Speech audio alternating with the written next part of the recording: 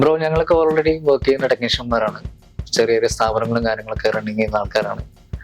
Up two pro ലെവലിലേക്ക് പോകാൻ വേണ്ടിയിട്ടാണ് ഞങ്ങളിവിടെ ജോയിൻ ചെയ്തത്. എനിവേ ഇവിടെയുള്ള ലാബും പ്രോസസ്സും അതുപോലെ ലൈവ് പ്രാക്ടിക്കലായിട്ടുള്ള എല്ലാ മെത്തേഡും കാരണം ഞങ്ങൾ വളരെ കംഫർട്ടബിൾ ആണ്. ഓൾറെഡി പ്രഭ ഫിനിക്സ് എന്ന് പറഞ്ഞ സ്ഥാപനം വർഷങ്ങളുടെ പാരമ്പര്യമുള്ള സ്ഥാപനമാണ്. എനിക്ക് പറയാനുള്ളത് ഓരോ ടെക്നീഷ്യന്മാരോട് കൂടിയാണ്. ടെക്നീഷ്യന്മാർ സ്വന്തം സ്കില്ല് ഡെവലപ്പ് ചെയ്ത് വർക്ക് ചെയ്യുന്ന ആൾക്കാരുണ്ട്.